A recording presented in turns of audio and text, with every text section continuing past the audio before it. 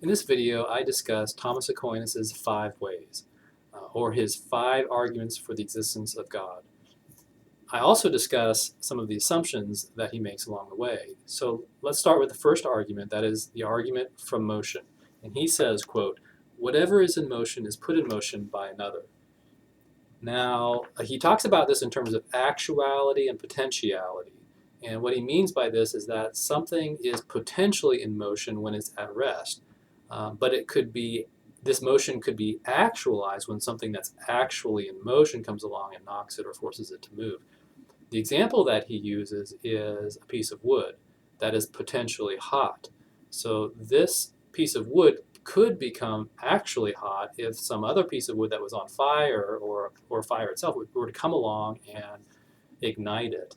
But until then, it's only potentially hot. So this other object that comes along that's actually hot also requires that at some point in time something made it actually hot because it had potential motion or heat inside of it.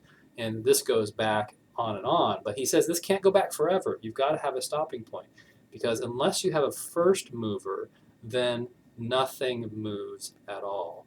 It seems like the assumption that he's making here is that the natural state of all things in the universe is rest, and what needs an explanation is motion and not rest. And maybe that's a good assumption, maybe it's not, something to reflect on. But let's go ahead and move on to the second argument, which is similar. The second argument is this argument of efficient causes. And so he says we look around in the world and we see all kinds of effects, all kinds of causes. These phenomena that we see have efficient causes that brought them into existence. And this bringing into existence is actually the main difference here between this argument and the previous one, where the first one was about motion, this one's about existence or just causation. And so he says, if there be no first cause, quote, among efficient causes, there will be no ultimate nor any intermediate cause. And so in order to have a cause for your effect, you need to have a cause for that effect, for that cause, and so on and so forth, back on and on until you get to, well, does it go on forever? He says that's impossible. Unless you have something that causes that first event to happen, then you don't have any effects whatsoever. And so it sounds like he's assuming here a linear theory of time, that time is linear, not cyclical. He's assuming that Nietzsche is wrong here, right? This idea of eternal recurrence, that things just happen over and over again. But maybe he's not. Peter Kraft actually states in his version of the Summa here, the Summa of the Summa, which I highly recommend, he says in a footnote on page, where is it? Page 66. He says, sometimes a cause comes temporally before its effect, as parents are born before their children. Other times, the cause and effect are simultaneous, as when the stories of a building, or rungs on a ladder, or books in a pile each rest on the one below it. And so maybe this is a way to respond to this supposed assumption that Aquinas is making here, that he's not actually assuming causation in time. He's thinking of something much bigger or more general than that, and maybe that will save the argument there. Now let's move on to the next one, and that is the argument from necessity and contingency. He says we see around us many things that are just contingent. That means that they might not have existed. And given an infinite past, there would be a time when that thing, that contingent thing, did not exist. In fact, given an infinite past, there would be a time when all things would not have existed together at the same time. And so then you would have nothing that existed.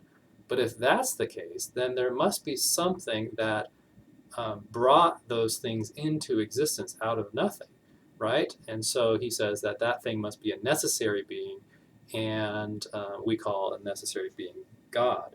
The assumption he seems to be making here is that things don't just pop into existence out of nothing, as we get the sense that that might be possible on some accounts of quantum mechanics or quantum physics.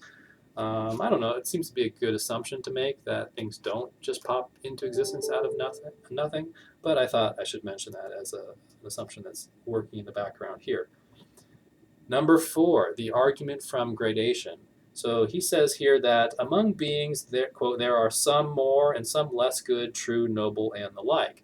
In other words, we say that some objects are better than others, and he thinks that in order to use words like that, we must have in mind some type of maximum there. Better implies best, if you will. And so when talking about objects, we might have in mind a perfect object, but when talking about things like being or goodness or morality, we've got to have something much larger in mind. And he says that maximum greatness is what we call God. Now, Peter Kraft in his book actually says that there's an assumption working in the background here, and that is that value judgments are objective. Not many people these days, well, I should say, I think there's a good reason to think that value judgments are objective, but nevertheless, objective moral values are contested these days, and so that just be aware that that's an assumption that Aquinas is making here. Last one, number 5. This is the argument from ends. And what we mean by ends is telos, or purposes, or design. He says that we look around in nature and we see design or telos in nature. He says that intelligent beings like ourselves can have ends. We can act for purposes. We do things. But for non-intelligent organisms like trees to act for ends, that requires some other intelligent organism to have ends for it, or to build the ends into them. So how does a tree act for ends? Well, I think what he has in mind is something like the tree reproducing, or the tree flourishing, the tree flowering, or the tree's roots reaching for water. These types of things I think he has in mind. So he thinks that for that to occur in a non-intelligent organism requires that there is some intelligent organism that gives it its purposes or its ends. And he would call that being God. Now the assumption here is pretty obvious that natural things have ends. This is teleology in nature, which since Darwin has been widely contested. But if you think that actually that teleology is still alive today and that we can see ends in nature, then this assumption will not weaken the argument. So the fact that Aquinas is making the assumptions doesn't mean that these arguments are weak. It's just that you have to recognize that these assumptions are there. If you share the assumptions, then the argument will be more convincing to you than they would be for others who don't share the arguments. All right, I hope you find that helpful. If you did find it helpful, please share in the feedback below how it was helpful for you. Thanks.